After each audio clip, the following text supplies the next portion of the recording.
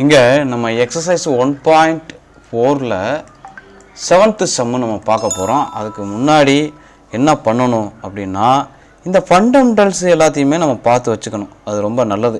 ஏன்னா இதை தெரிஞ்சுக்கிட்டால் தான் நம்ம அடுத்ததே பண்ண முடியும். இப்போ பாருங்களேன், இப்போ டைப் ஆஃப் ஃபங்க்ஷன்ஸ் எத்தனை டைப் ஆஃப் ஃபங்க்ஷன் இருக்குது அப்படிங்கிறத சொல்லியிருக்கிறாங்க. 1 to 1, many to 1, on to 1, into 1 அப்படின்னு சொல்லி 4 ஃபங்க்ஷன் இருக்குது. இந்த 4 ஃபங்க்ஷனுமே எப்படி கிரியேட் ஆகுது அப்படிங்கிறத பாருங்கள். இப்போ 1 to 1 ஃபங்க்ஷன் இது சும்மா நமக்கு ஒரு எக்ஸாம்பிள்ஸுக்காண்டி அவங்க கொடுத்துட்டாங்க. ஃபார் எக்ஸாம்பிள் பார்த்தீங்கன்னா, let us assume we have cellphone. ஒரு செல்ஃபோன் நம்மக்கிட்ட இருக்குது, அது ப்ராப்பர் ஒர்க்கிங் கண்டிஷனில் இருக்குது.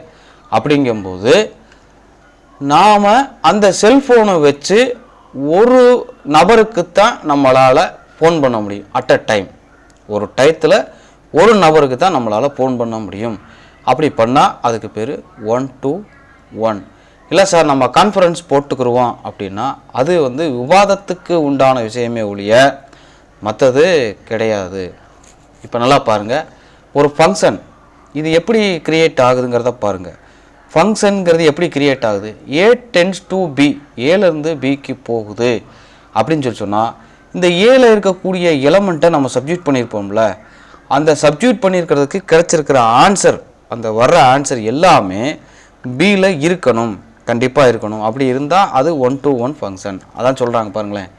A tends to B is called 1 to 1 function if distinct element, அது ஒன்றுக்கு ஒன்று சம்மந்தம் இருக்காது, டிஸ்டிங்க்னா சம்மந்தம் இருக்காது, of a have distinct image in B.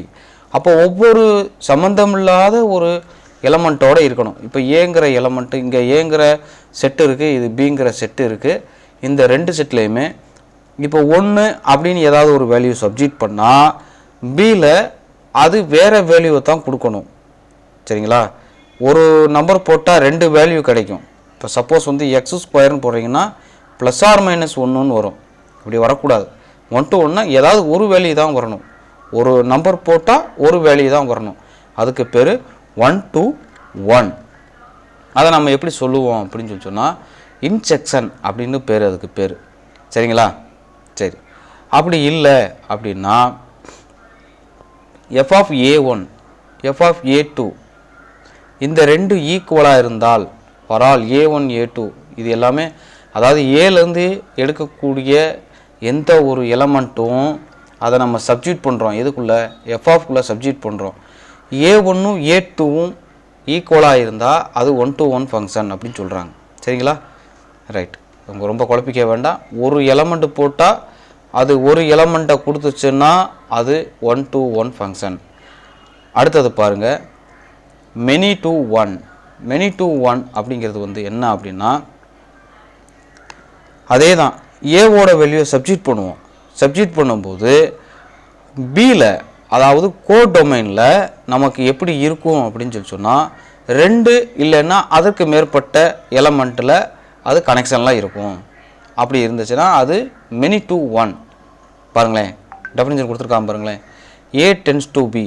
அப்போ F ஃபங்க்ஷன், அந்த ஃபங்க்ஷனில் ஏவை சப்ஜெக்ட் பண்ணும்போது நமக்கு பியில், அதாவது கோடொமைனில் இருக்கக்கூடியதில் நமக்கு 2 இல்லைன்னா அதுக்கு மேலே, 2 or more, 2 இல்லைன்னா அதுக்கு மேலே இருக்கக்கூடிய எலமெண்ட்டோட கனெக்ஷனில் இருந்துச்சுனால் அது many to ஃபங்க்ஷன்.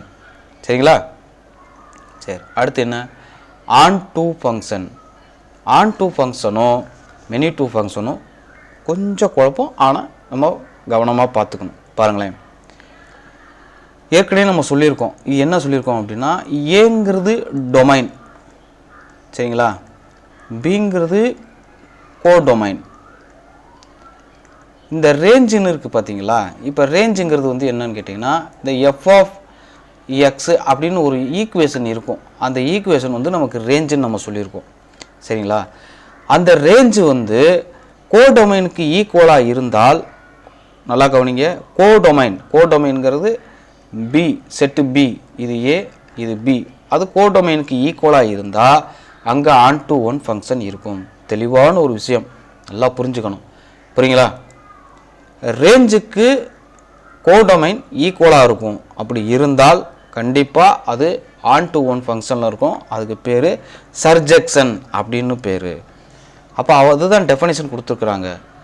அடுத்து இப்போ நம்ம பார்க்க வேண்டியது 4வது ஃபங்க்ஷன், இன்டூ ஃபங்க்ஷன்.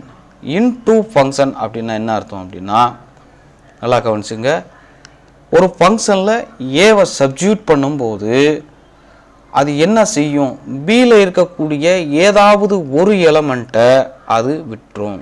இந்த அட்லீஸ்ட் ஏதாவது குறைந்தபட்சம் ஒரு எலமெண்ட்டை நாட் இமேஜ், அதில் இமேஜ் இருக்காது, ஏக்குரிய இமேஜ் இருக்காது அப்படிங்கிறத சொல்கிறாங்க. ஸோ இது தெளிவாக நம்ம பார்த்துக்கணும். புரியலைன்னா ஒன்றும் இல்லை, நீங்கள் கமெண்ட் பண்ணுங்கள். உங்களுக்கு நான் அடிக்கடி நீங்கள் எத்தனை தடவை கேட்டாலும் அத்தனை தடவை நான் உங்களுக்கு சொல்லித்தர ரெடி.